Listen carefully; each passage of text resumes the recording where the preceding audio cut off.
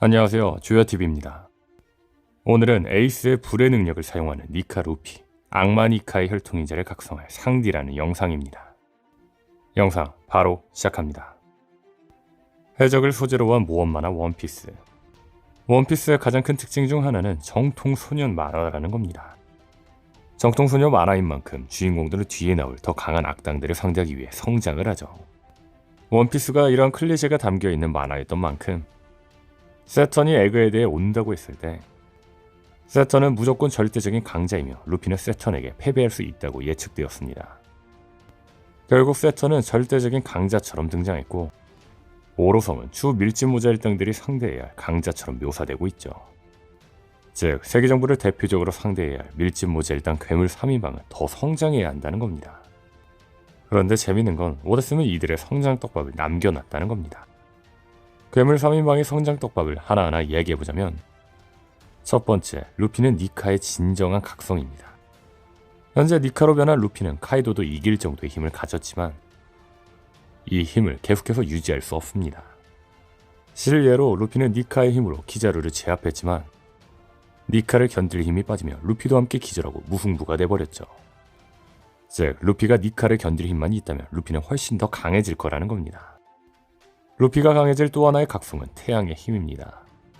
루피가 먹은 사람 열매 모델 니카의 능력은 말 그대로 니카의 능력을 사용하는 겁니다. 그런데 현재 니카는 고무의 몸에 더 나은 완력과 자유를 안겨주는 능력이라고 알려져 있죠. 다만 제가 여기서 주목한 건 니카의 이명입니다. 니카의 이명은 태양의 신입니다.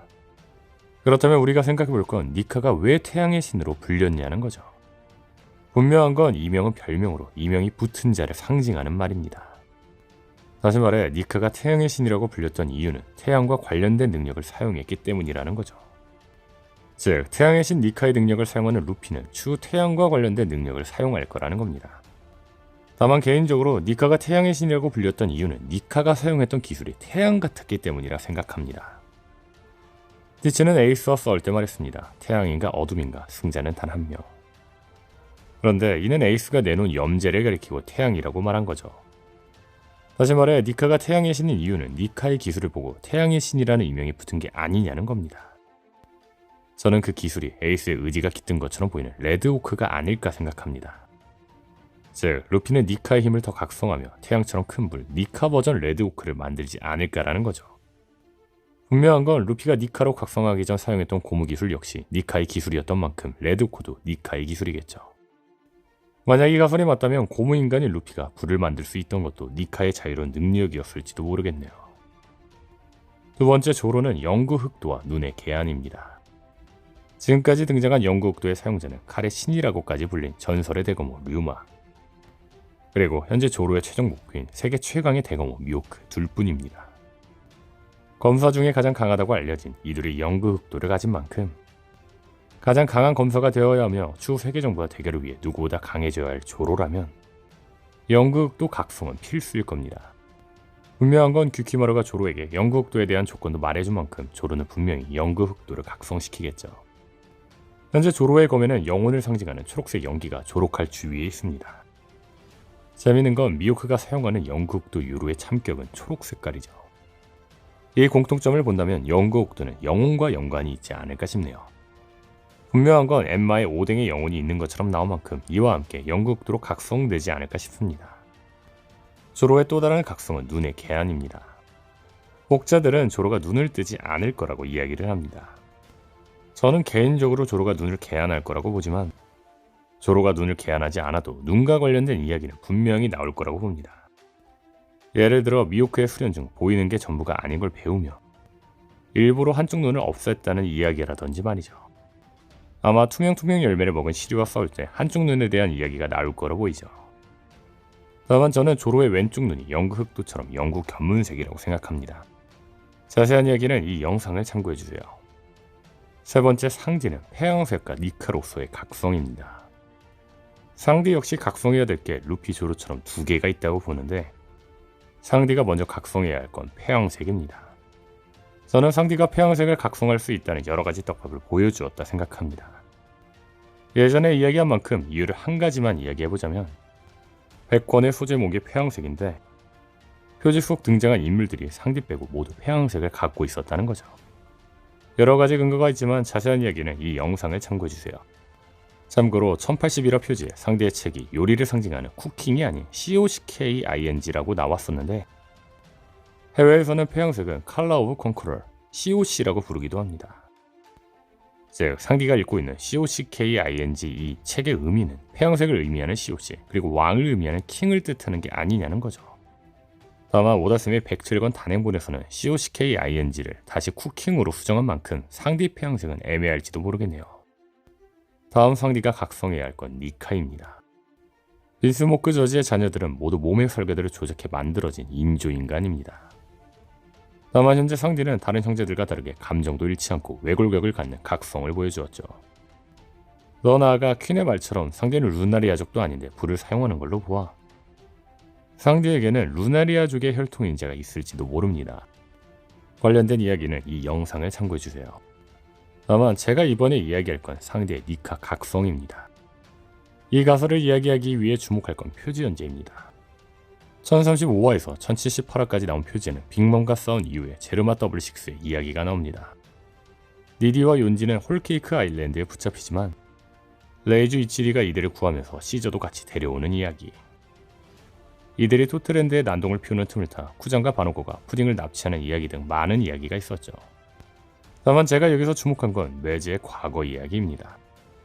레이주 이치디는 니디와 욘디를 구하면서 토트랜드에서 숨어있던 시저도 함께 구해내고 시저를 제르마 왕국으로 데려오며 이들의 과거 예상이 표지를 통해 잠깐 나오게 됩니다.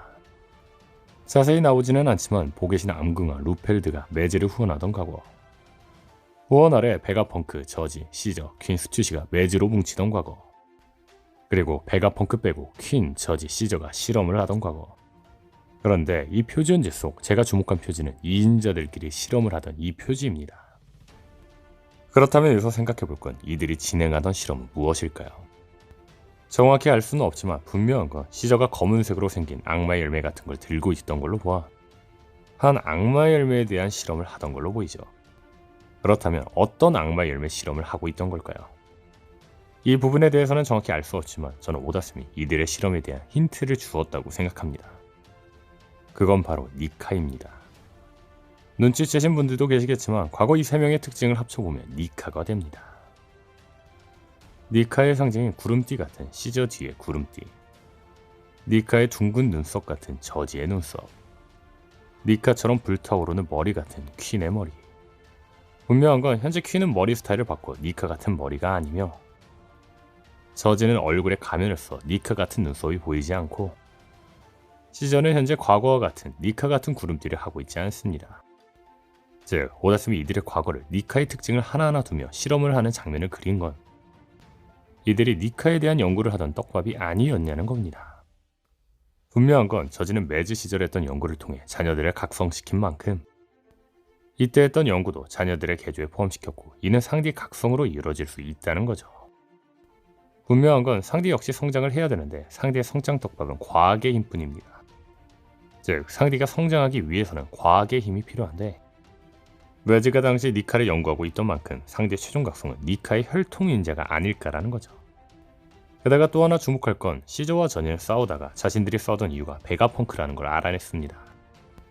그리고 이들은 네오매즈로 다시 뭉치게 되죠. 즉 과거에 했던 니카 실험을 계속 이어갈 수도 있다는 겁니다. 그리고 이 실험의 결과체가 나온다면 상디에게 갈 확률이 크겠죠. 그런데 재미있는 건 상디가 니카로 성장할 수 있는 떡밥은 이 떡밥 말고도 분명히 존재합니다. 저는 정말 예전에 상디 루피 대주 떡밥을 이야기한 적이 있습니다.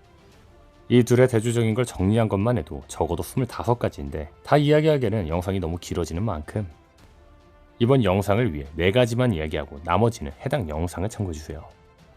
첫 번째, 루피는 이성에 관심이 없지만 상디는 이성에 관심이 너무나도 많습니다.